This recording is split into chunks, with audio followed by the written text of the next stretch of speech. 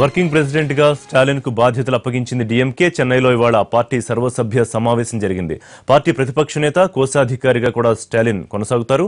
అనారోగ్యం నుంచి కోలుకున్న పార్టీని పూర్తి స్థాయిలో నడిపించే పరిస్థితి కరుణానిధిలో కనిపించలేదు. పార్టీ బాధ్యతలు ఇతరులకు అప్పగించేస్తానంటూ ఇప్పటికే సంకేతాలు కూడా ఇచ్చారు కరుణానిధి. ఈ నేపథ్యంలో స్టాలిన్ కు పార్టీ వర్కింగ్ ప్రెసిడెంట్ గా బాధ్యతలు అప్పగించారు. పార్టీ సర్వసభ్య సమావేశానికి కరుణానిధి హాజరు కాకపోవడం 48 ఏళ్లలో ఇదే తొలిసారి.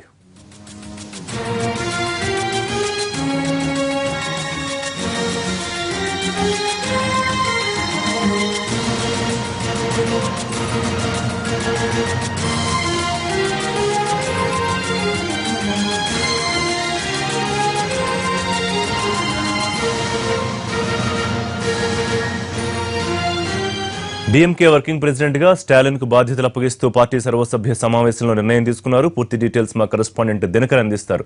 దినకర్, ఊహించిందే జరిగిందా? పార్టీ పగ్గాలు దాదాపుగా స్టాలిన్ చేతిలోకి వెళ్లినట్టేనా? అలాగే అళగిరి కూడా తనకు ఒక కీలక బాధ్యత ఇస్తారని ఎదురు చూసారా? అళగిరి పరిస్థితి ఏంటి?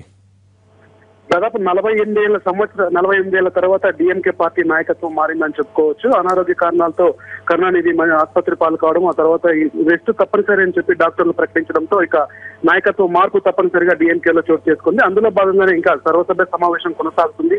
సర్వసభ్య సమావేశంలో ఒక కీలకమైన నిర్ణయం తీసుకుంటూ స్టాలిన్ కి పార్టీ బాధ్యతలు అప్పచెప్పడం జరిగింది.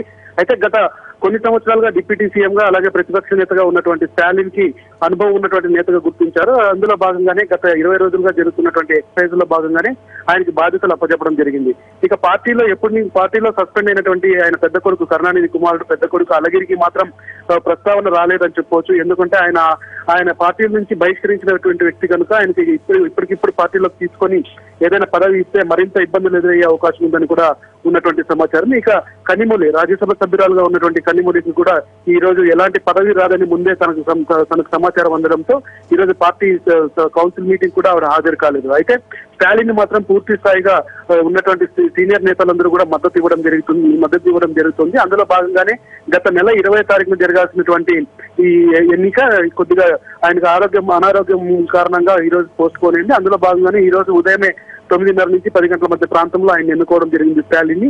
అయితే ఇప్పుడు జరగబోతున్నటువంటి అసలు పరీక్షలుగా చెప్పుకోవచ్చు. స్టాలిన్ నాయకత్వంలో ఎలా ఉండబోతుంది డిఎంకే అనేది మాత్రం రానున్న ఎన్నికల్లో ఆయనకు పెద్ద పరీక్షగా మారుతుందని చెప్పవచ్చు. ఎందుకంటే ఒకవైపు జయలలిత మరణం తర్వాత శశికళ బాధ్యతలు చేపట్టడంతో తమిళనాడు రాజకీయాలు ఇప్పుడు స్టాలిన్ వర్సెస్ శశికళగా మారాయి.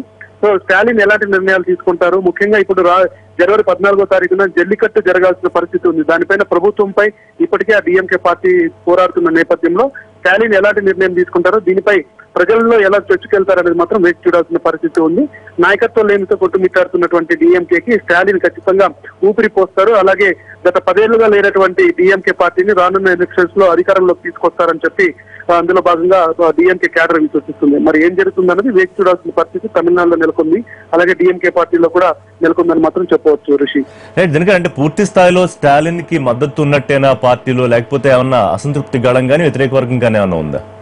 కుటుంబం నుంచి ఉన్నటువంటి వ్యతిరేక వర్గం అధికంగా ఉందని చెప్పవచ్చు. అక్కడ కూడా అళగిరితో పాటు కన్నిమొళి వర్గాలు కూడా పూర్తి స్థాయిలో వ్యతిరేకిస్తున్నాయి. అయితే కరుణానిధి మాట విని అలాగే సీనియర్ నేత 95 ఏళ్ల వయసు ఉన్నటువంటి అన్బలగన్, ఈయన పార్టీ జనరల్ సెక్రటరీ, ఈయన సూచనల మేరకే స్టాలిన్ కి పూర్తి స్థాయి మద్దతు ఉంది. మిగిలిన ఇద్దరు ఎవరైతే ఉన్నారో అళగిరి గాని ఆ తర్వాత కన్నిమొళి ఉంది, వీళ్ళిద్దరికి కోశాధికారి పదవి అలాగే కీలకమైన పోస్ట్ ఇవ్వాలని చెప్పి ప్రపోజల్స్ వచ్చినా కానీ వ్యతిరేకించడం జరిగింది. అయితే పార్టీలో ఉన్నటువంటి నేతలు కానీ కేంద్ర స్థాయి కేడర్ కానీ అంతా కూడా స్టాలిన్ కే మద్దతు ఉంది. ఎందుకంటే స్టాలిన్ డిప్యూటీ సీఎం గా చేసినటువంటి అనుభవం ఉంది కనుక ఆయన తప్ప మిగతా ఎవరు కూడా పార్టీ నడపలేరు. అలాగే face of the DMK party కూడా స్టాలినే ఉన్నారు. గతంలో ఉన్నటువంటి కన్నిమొళి కానీ అలాగే తర్వాత అళగిరి మీద కూడా అనేకమైనటువంటి కేసులు ఉన్న నేపథ్యంలో సో ఇక స్టాలిన్ తప్ప మరే గత్యంతరం లేనటువంటి పరిస్థితి డిఎంకేలో ఏర్పడింది. కనుక వ్యతిరేక వర్గం అన్నది కేవలం ఇంటి నుంచే ప్రారంభమైంది కానీ పార్టీలో ఉన్నటువంటి క్యాడర్ కానీ మిగతా నాయకుల నుంచి కానీ ఎలాంటి వ్యతిరేకత లేదన్నది మాత్రం మనకు స్పష్టమవుతున్నటువంటి విషయం. థాంక్స్ దినకర్.